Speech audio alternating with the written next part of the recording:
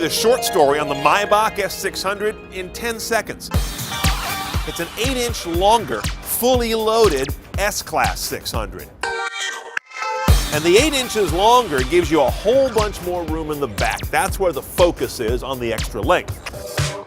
Notably, it doesn't pick up a whole lot of extra weight. It only weighs about 230 pounds more than the short S-Class. Otherwise, the sheet metal on an S-Class versus a Maybach is so similar, you should look for the badges. The one here on the sail panel and the one on the rump. You won't find those on any other Mercedes.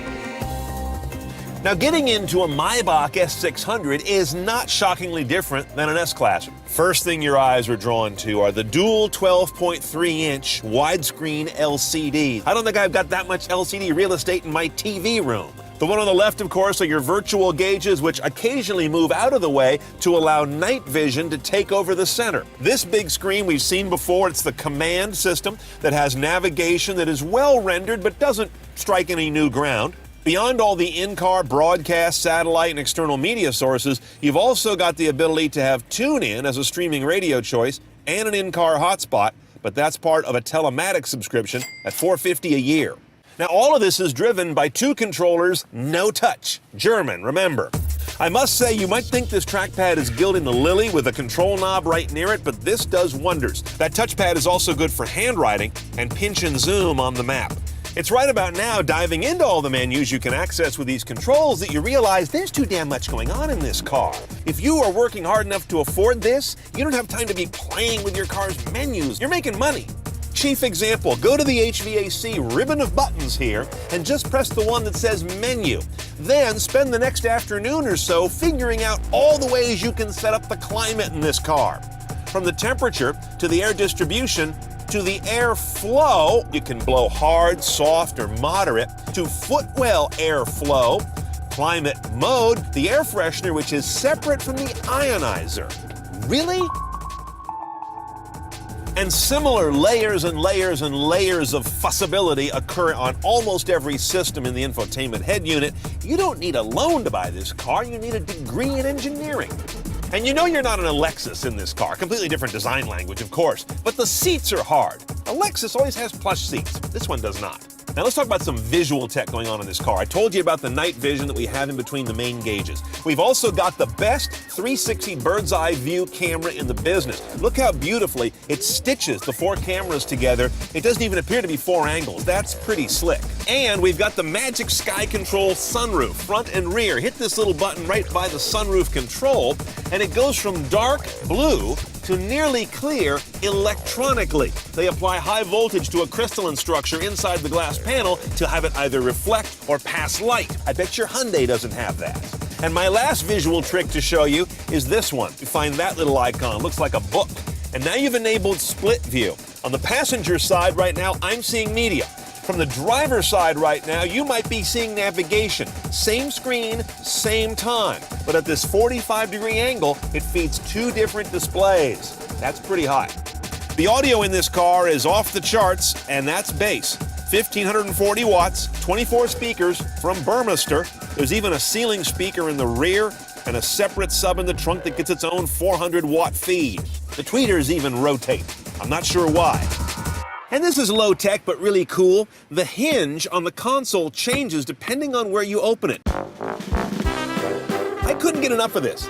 I played with it all day. Now, driving the Maybach's not much different than any other S-Class. You've got this sort of old-school electronic column shifter here. Paddles on the wheel, by the way. Over here in the center console, you've got a sport or economy mode for the powertrain, and below that is ABC, not a spelling lesson. That's automatic body control. That's the active suspension, either sport or comfort. The adaptive suspension on this car is not just mechanically based. It uses a camera to look at the road and to know when there's a big bump or divot coming and pre-adjust the suspension, not wait for the impact to happen. This drives me nuts, though, about the rear compartment and the front for that matter. You don't have infinite door checks. You got old school 3-position notched hinges. This thing's gonna cut your shin off. It did it to me several times.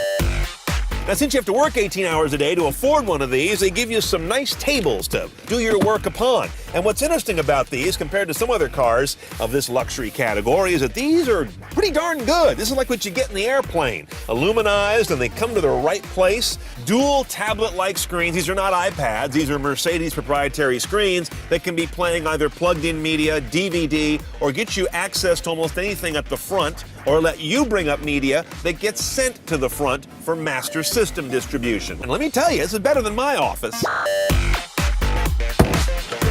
Cup holders are so passé. Instead, you want a heated and cooled cup holder. Just press the button for which you want, and the little light inside changes accordingly as well.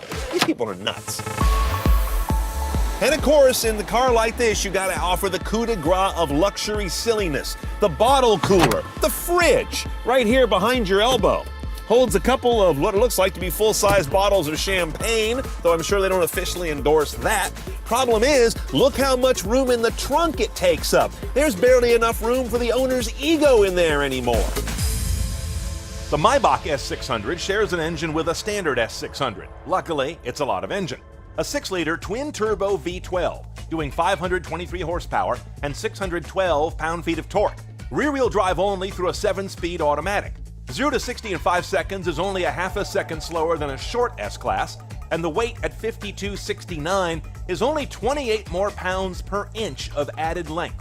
1320 mpg escapes single digits, but not by enough to escape a gas guzzler tax. First thing I notice in terms of its driving behavior, though, is if you have it in this economy mode, and if you have auto start stop enabled, this may be the most laggardly driving experience on the road. Part of that is to make it a more comfortable, less transitional ride between stop and go. When you put it in sport mode, though, and trounce it, good grief. How can something this big go that fast, is what you think. We do have a head-up display on this car, which is nothing necessarily new for Mercedes, but I will say they need to go take some lessons from BMW, because it's not real satisfying. The overall smoothness is incredible, as you'd expect, partly because we've got over 5,000 pounds to dampen out road undulations. In all, the power that is available, buried as it may be, the heaviness, the adaptive ride control, and of course, who knows how many hundreds or 1,000 pounds of sound deadening and insulation add up to a sublime driving experience. Okay, base, if you can call it that, a Maybach S600 is about a $193,000 proposition. But of course, we gotta go CNET style. We're gonna add a few grand to that in the following fashion. Those rear tables and heated and cooled cup holder, gotta have those for $2 grand. The fridge is $1,100. I'm gonna skip that all day long and get some trunk space. Split view, I love it, $700. Magic Sky Control is a pricey overhead toy, $5,000, but boy is that slick. And of course the gas guzzler tax, that's $1,700 you could have spent in a lot better ways, all in about 203 grand the way we would do it. Now, if you're gonna buy a car like this, you sure don't need my opinion whether you need it or not. It's not a need product, but it's a whole lot less ostentatious and over the top than the old Maybach 57s and 62s. It utterly separates driving from the chore of driving. More cars driven CNET style. Standing by now at cnetoncars.com. Click on the road.